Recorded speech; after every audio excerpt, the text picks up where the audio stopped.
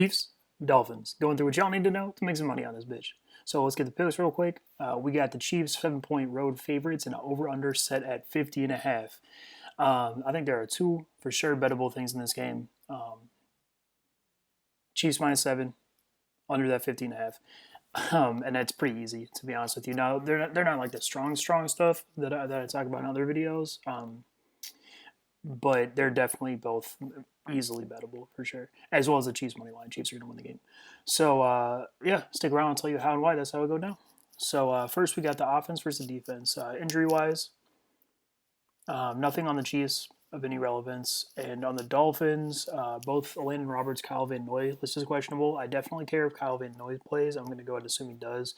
Landon Roberts, not so much. I actually like him, but in this game he doesn't matter. So offense versus defense. Chiefs offense versus the Dolphins defense. Oh, I should mention real quick weather not an issue in this game at all. So first, the offensive line versus defensive line. Here, of all the things I'm going to talk about, is absolutely the strongest part of the Dolphins side of things. So their down defensive linemen are actually pretty reasonable. Raekwon Davis, good pick. He's a real big nose tackle, and he actually gets in the backfield, so he's good. Christian Wilkins, he's whatever, pretty mediocre. But he as a like run defending player, he's better than mediocre, especially as a run defending player. And their other down linemen, I like Zach Seiler quite a bit.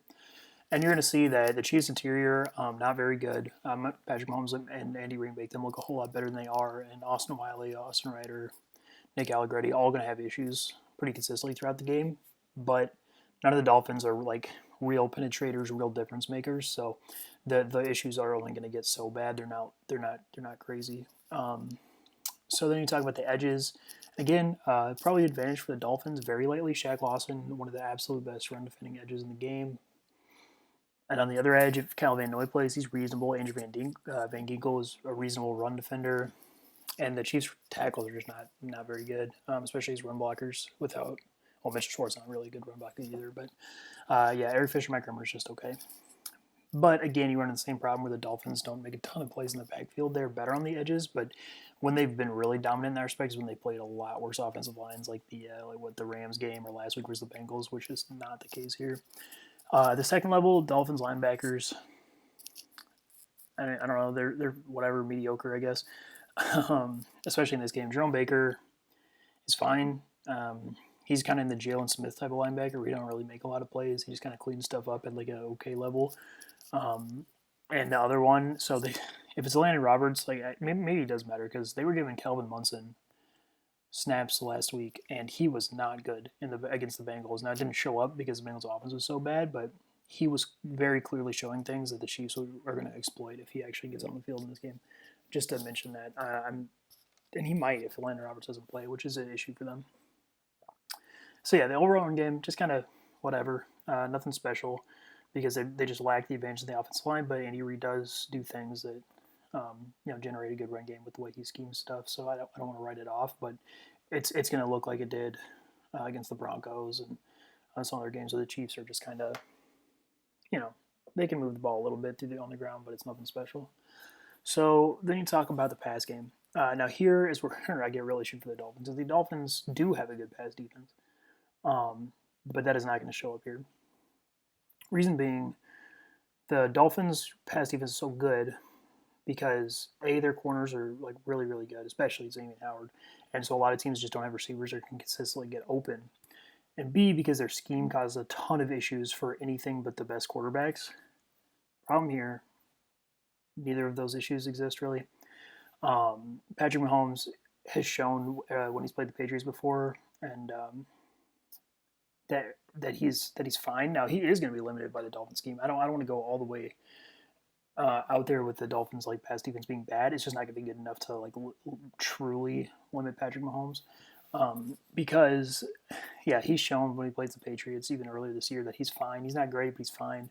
But here it's probably even going to look worse, I think, because when you talk about the actual Dolphins secondary, right, matchup by matchup, Xavier Howard is really good, but he cannot guard Tyreek Hill because Tyreek Hill is too fast. Like he can part of the game, but not consistently. And on the other side, Byron Jones, pretty overrated. He's just, I mean, he's better than okay, but he's not a shutdown corner. And Sammy Watkins is good enough to be open. Now, Sammy Watkins will now, he's super inconsistent because runs a lot of the routes that Patrick Mahomes got ignores in their offense, but let's be clear, he still gets open a lot. So he's going to be fine. Not great, but fine. And at the other spot, Mecole Hardman, I think, is an actively bad receiver, and Demarcus Robinson is just okay, but the Chiefs know that, and they don't ask them to do things that normal receivers do. They just ask them, to fucking run in straight lines, whether it's down the field or across the field. And Nick Needham, who I like a lot as a slot corner, that's exactly what he struggles with. He's a bigger dude who takes away bigger type slot receivers, and he's going to have trouble with either of them just in a straight line. And the Dolphin safeties, clearly the weak spot of their defense. They're not good if they are they look okay in some games when they can really make plays going downhill because the rest of the secondary performs so well. But that's not the case here. And Patrick Mahomes is going to show them up to a pretty notably. So yeah, and then as far as pass rush goes, not much. The Dolphins are going to generate a little bit from the way they scheme stuff, but again, Patrick Mahomes can mitigate a lot of that. And outside of Emmanuel Ogbah, none of their players are true pass rushers. I like Zach Seiler, and I think he's gonna be okay here, but he's a he's a marginal interior rusher, and I was good, but like I said, Mahomes can actually deal with him pretty well. So it's just where there are games the Dolphins, and continuing going forward too, there are going to be games where the Dolphins have a good pass defense. It's not here. So I have them at a point spread of 24-32. Which I feel good about. Last week, they should have put about that up on the Broncos. They ended up settling for 4 field goals.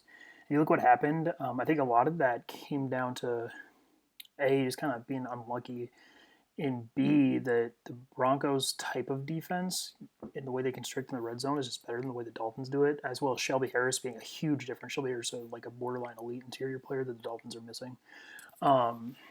So here, yeah, maybe for the first half or whatever, they take a little bit to get going, but they're going to be fine. So then you get to the Dolphins offense, and this is kind of the real reason why the Chiefs -7 and the under are so good. It's because they're not the Dolphins offense going to be bad. Tua is not very good, and you've seen in all the games that he's played effectively, unless he gets a gigantic amount of help from his defense, he can barely move the ball. It happened in the Rams game, happened in the Cardinals game. 2 games where they got into the high 20s, but their defense was responsible for 2+ touchdowns. And then last week, like I said, against the Bengals, despite having the ball tons of times, he just was not very good. So you'll see that here. Offensive line versus defensive line. Eric Flowers out for the Dolphins. I should mention Eric, and then Damian Wilson starting linebacker for the Chiefs. Those are the only 2 injuries. Yeah, it's not an advantage for the Dolphins. I like their offensive line a lot. I think they're going to get a lot better, but as of now, Derek Nottie and Chris Jones are monsters on the interior that Solomon Kinley can't handle, because normally he can actually push weaker guys. Not the case here. Tate Harris, he's a fine center, and then there's going to be Jesse Davis at the guard spot, who again is fine, but he cannot handle these guys. Then on the edges, the Chiefs edge defenders pretty bad pass rushers, similar to the Rams situation, but they're good run defenders and they're disciplined. And Frank Clark, Alex Okafor, Mike Dana, all pretty good out there as run defenders. So you're going to see a little flash from Robert Hunt, because that dude's, again, him and Solomon Kinley are fucking monsters, and they're going to be for a while on the right side of the Dolphins O-line, but not in this game. And then the second level, this is where the Dolphins have hope. Chiefs linebackers are terrible. Even worse now if they give Ben Neiman time in Damian Wilson's place. And let's be clear too, Willie Gay, kind of hyped rookie, hasn't been very good either at all. So the Dolphins,